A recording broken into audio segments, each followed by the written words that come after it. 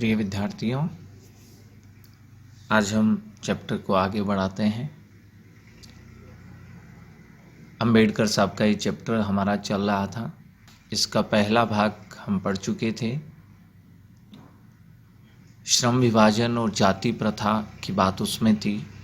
जाति के आधार पर व्यवसाय का निर्धारण ये समाज के लिए हितकारी होगा या अहितकारी है, इस प्रकार से अंबेडकर साहब ने अपने विचार उसमें रखे थे। अब इसी अध्याय का दूसरा भाग है मेरी कल्पना का आदर्श समाज। कैसी समाज की कल्पना, एक आदर्श समाज की कल्पना अंबेडकर साहब ने की है कि कैसा हमारा आदर्श समाज होना चाहिए, समाज को कैसा अच्छा, उज्जवल और आगे बढ़ाने वाला होना चाहिए, लोगों की सोच कैसी होनी चाहिए, एक आदर्श समाज में कौन कौन से गुण या तत्व होने चाहिए, ये बातें इस भाग में अंबेडकर साहब ने स्पष्ट की है। जाति प्रथा के खेदजनक परिणामों की नीरस गाथा को सुनते और सुनाते आप में से कुछ लोग निश्चय ही उब गए होंगे। अंबेडकर साहब कह रहे हैं कि इससे पहले हमने जो जाति प्रथा के आधार पर श्रम विभाजन की बातें हमने पढ़ी सुनी हैं, तो उसके परिणामों ने हमें नीरस बना दिया है। लगभग यह अस्वाभाविक भी नहीं है। अतः अब मैं समस्या के रचनात्मक पहलू को लेता हूं। मेरे द्वारा जाति प्रथा की आलोचना सुनकर आप लोग मुझसे प्रश्न पूछना चाहेंगे कि यदि मैं जातियों के विरुद्ध हूं तो फिर मेरी दृष्टि में आदर्श समाज क्या है। ऐसा प्रश्न हमारे मन में उठ रहा है। ठीक है, यदि ऐसा पूछेंगे तो मेरा उत्तर होगा कि मेरा आदर्श समाज स्वतंत्रता, समता और भ्रातृता पर आधारित होगा। यहाँ से प्रश्न भी पूछा जा सकता है कि अंबेडकर साहब के अनुसार आदर्श समाज क्या, कौन सा होना चाहिए। तो यहाँ हम रेखांकित कर लें, इस बात को अच्छे से नोट कर लें कि वह समाज जिसमें स्वतंत्रता, समता और भ्रातृता हो। ये तीन गुण, ये तीन विशेषताएं जिस समाज में हैं, वही अंबेडकर के अनुसार आदर्श समाज है, जिसमें स्वतंत्रता होनी चाहिए। स्वतंत्रता भी ऐसी होनी चाहिए कि व्यक्ति अपनी रुचि के अनुसार कोई भी व्यवसाय आसानी से कर सके, प्रतिकूल परिस्थितियों में व्यवसाय बदल भी सके, ऐसी स्वतंत्रता होनी चाहिए व्यक्ति को। समता, समानता भी होनी चाहिए, अवसरों की भी समानता होनी चाहिए, किसी प्रकार का कोई भेदभाव नहीं होना चाहिए। और भ्रातृता, पानी और दूध का जैसा मिश्रण होता है, ऐसी भ्रातृता होनी चाहिए। इन तीनों ही विशेषताओं के बारे में अंबेडकर साहब ने बताया है कि ये तीनों विशेषताएं, समता, स्वतंत्रता और भ्रातृता, ये तीनों विशेषताएं जिस समाज में हैं, वही एक आदर्श समाज हो सकता है। क्या यह ठीक नहीं है?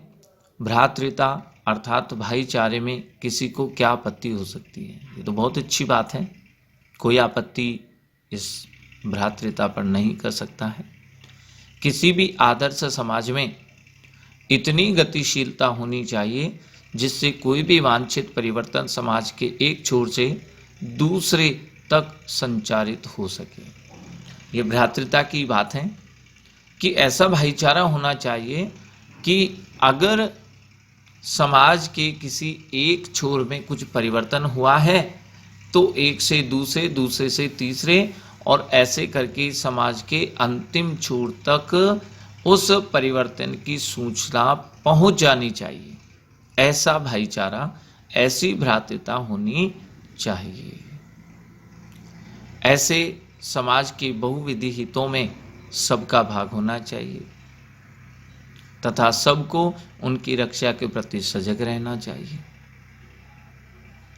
सामाजिक जीवन में अबाध संपर्क के अनेक साधन व अवसर उपलब्ध रहते हैं। वास्तव में हम देखते भी हैं कि बहुत सारे ऐसे साधन और अवसर होते हैं जिनमें हम सभी से मिलते हैं, उठते बैठते हैं, साथ रहने का अवसर मिलता ही मिलता है। तात्पर्य है कि दूध और पानी के मिश्रण की तरह भाईचारे का यही वास्तविक रूप है। वास्तव में दूध और पानी के मिश्रण की तरह भाईचारा होना चाहिए। जैसे पानी अगर दूध में मिला दिया जाए तो वह दूध उस पानी को अपना ही रूप दे देता है, वह पानी भी सफ़ेद रंग का हो जाता है।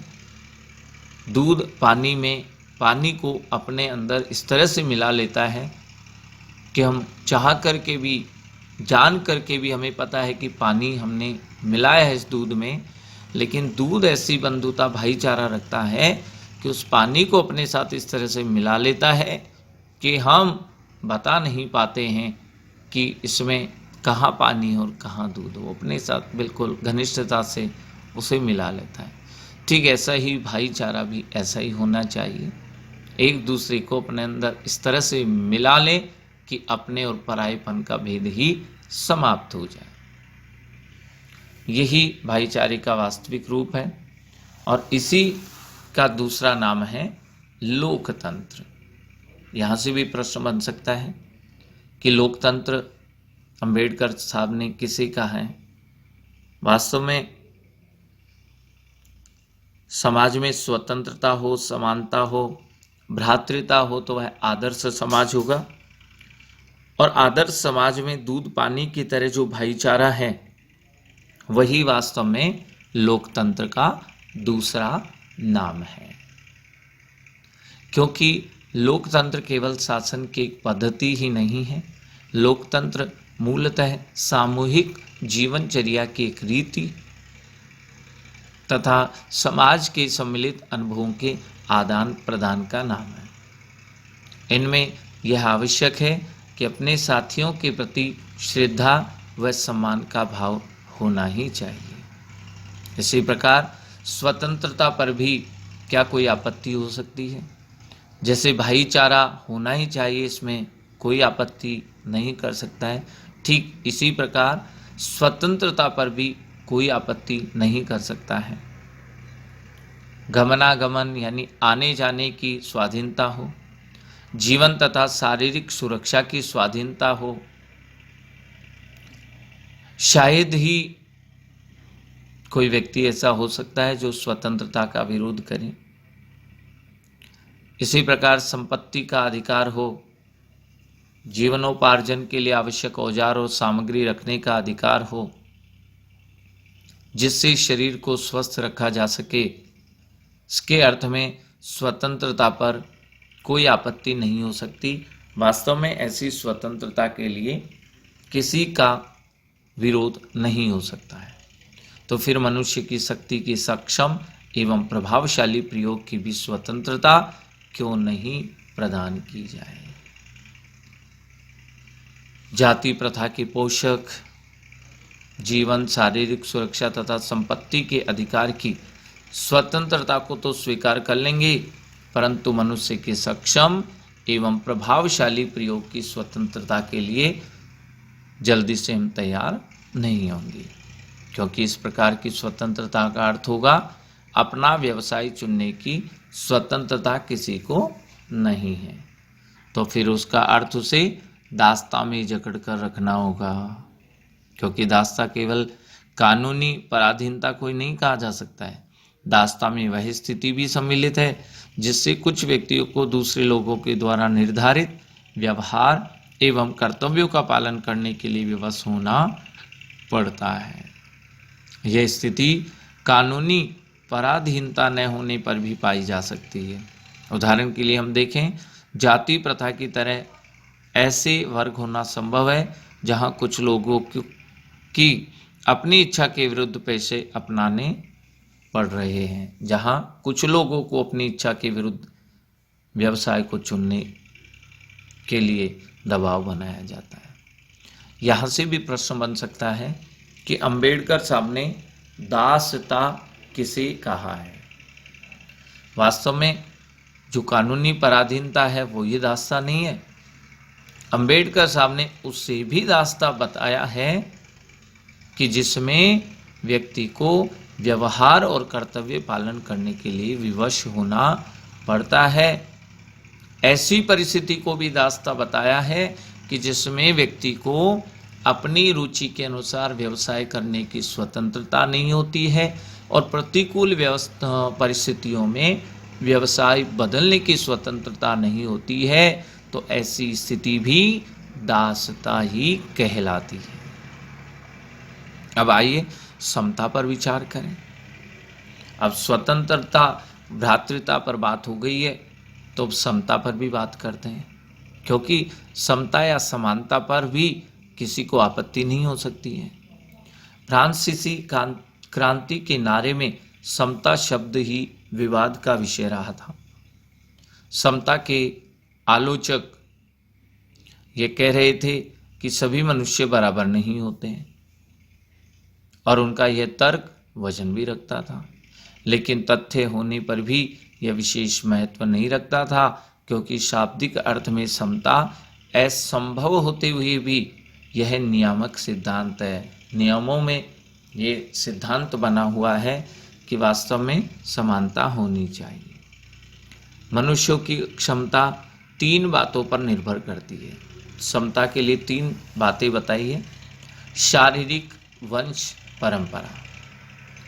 वास्तव में शारीरिक वंश परंपरा के अनुसार सभी में भिन्नता पाई जाती है। हम देखते हैं कोई मोटा होता है, कोई पतला होता है, कोई बहुत लंबा होता है, कोई बहुत कम कद का, कम हाइट का होता है। कोई किस वंश से संबंधित होता है, किस तरह की शारीरिक विशेषताएं होती है, तो किसी दूसरे वंश के व्यक्ति में दूसरी तरह की भिन्नताएं हमें मिल जाएगी।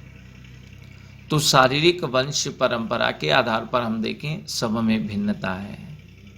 कोई स्त्री है तो कोई पुरुष है, बहुत तरह की भिन्नताएं हैं।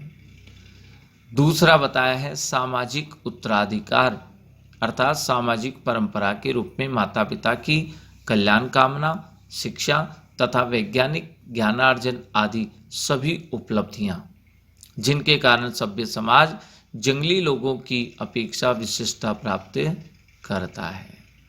सामाजिक उत्तराधिकार भी सबके अलग अलग है। कोई अपने माता पिता की सेवा करता है, आज्ञाकारी है, तो कोई निरंकुश है। कोई बहुत अच्छा पढ़ा लिखा है तो कोई निरक्षर है। कोई क्या काम करता है जीविकोपार्जन के लिए, कोई अध्यापक है, कोई वकील है, कोई डॉक्टर है, कोई वैज्ञानिक है। सभी का अलग अलग व्यवसाय है पेट पालन के लिए। तो ये सामाजिक उत्तराधिकार की बातें हैं। इसके आधार पर भी हम देखते हैं भिन्नता समाज में होती है। तीसरा आधार बताया है मनुष्य के अपने प्रयत्न। कुछ मनुष्य होते हैं जो लक्ष्य के लिए, लक्ष्य पर जाने के लिए, उसे प्राप्त करने के लिए बहुत प्रयत्न करते हैं, मेहनती होते हैं, परिश्रमी होते हैं, परिश्रम करते हैं।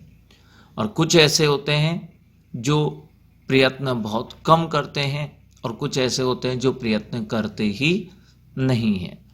तो इन तीनों आधारों पर समाज में अंबेडकर साहब बताते हैं असमानता है, लेकिन फिर भी इन सभी के साथ समानता का ही व्यवहार किया जाना चाहिए। मान लो पहला आधार है स्त्री और पुरुष है, तो जो नियम है, जो अवसर हैं पुरुषों के लिए हैं, वे स्त्रियों पर भी लागू होनी चाहिए। जो गोरे व्यक्ति के साथ है वह काले व्यक्ति के साथ भी वही नियम वही व्यवस्थाएं लागू होनी चाहिए। सामाजिक उत्तराधिकार की बात करें तो जैसे कोई निरक्षर है तो कोई साक्षर है, अच्छा पढ़ा लिखा है, तो भी कानून की दृष्टि में सभी समान होने चाहिए, समान व्यवहार किया जाना चाहिए। अगर कोई अपराध करता है तो चाहे वह निरक्षर हो या पढ़ा लिखा हो, चाहे वह वकील हो, राजनेता हो, सामान्य आदमी हो, किसान हो, सभी के साथ समानता का व्यवहार होना चाहिए। अपराध की सजा सभी के लिए समान होनी चाहिए। जो अच्छा प्रयत्न करता है उसको पुरस्कार देना चाहिए, और जो प्रयत्न कम करता है या नहीं करता है, इस आधार पर हम उसके प्रयत्नों के आधार पर थोड़ा सा असमान व्यवहार कर सकते हैं। लेकिन प्रथम जो दो आधार दिए हैं उनके आधार पर तो हमें सभी के साथ समानता का ही व्यवहार किया जाना चाहिए। इन तीनों दृष्टियों में से निसंदेह मनुष्य समान नहीं होते। इन तीनों दृष्टियों से, तीनों आधारों से भिन्नताएं होगी। इन विशेषताओं के कारण समाज को भी उनके साथ असमान व्यवहार करना चाहिए। ये प्रश्न पूछा है अम्बेडकर साहब ने। वास्तव में असमान व्यवहार नहीं, समान व्यवहार ही होना चाहिए। समता विरोध करने वालों के पास इसका क्या जवाब है? जो समता का विरोध करते हैं कि समानता नहीं हो सकती है, तो वो कोई जवाब, कोई उत्तर नहीं दे सकते हैं। व्यक्ति विशेष की दृष्टिकोण से असमान प्रयत्न के कारण असमान व्यवहार को अनुचित नहीं कहा जा सकता है।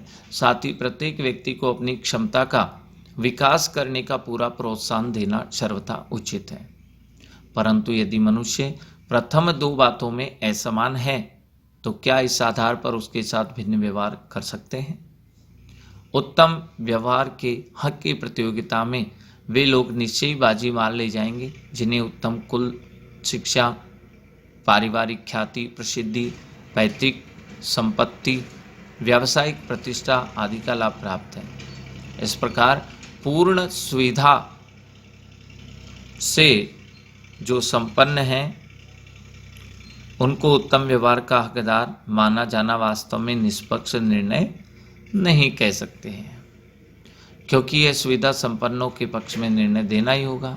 अतः न्याय का तकाजा यही है कि जहाँ हम तीसरा जो हमारा आधार था प्रयत्न वाला, प्रयासों की असमानता वाला, वहाँ तो असमान व्यवहार थोड़ा सा कर सकते हैं, लेकिन बाकी प्रथम जो दो आधार हैं, शारीरिक वंश परंपरा का और सामाजिक उत्तराधिकार का, इन दो आधारों पर तो हमें भेदभाव नहीं करना है। सभी के साथ यथासंभव समान व्यवहार ही करना चाहिए।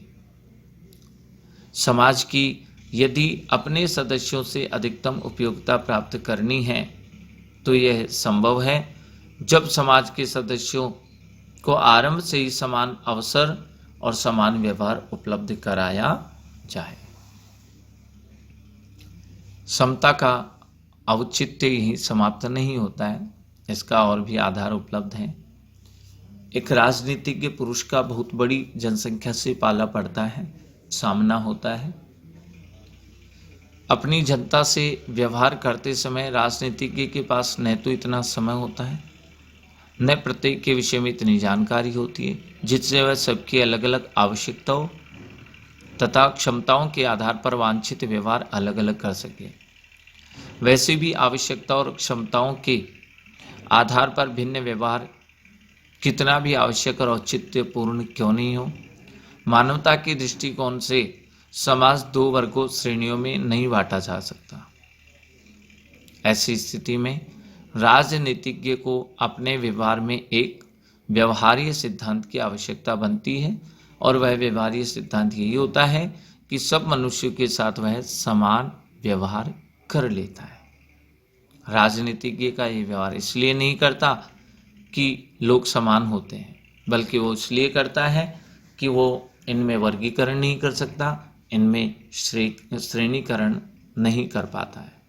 इस प्रकार से समता एक काल्पनिक जगत की वस्तु है, क्योंकि जो 3 आधार बताए गए हैं, इन तीनों के आधारों पर भिन्नता तो है, फिर भी राजनीतिज्ञ को सभी परिस्थितियों को दृष्टि में रखते हुए उसके लिए यही मार्ग रहता है कि वो सबको समान महत्व दे, क्योंकि यही व्यावहारिक भी है और यही उसके व्यवहार की एकमात्र कसौटी भी है। तो उस राजनेता की तरह हमें भी सभी के साथ समानता का व्यवहार करना चाहिए।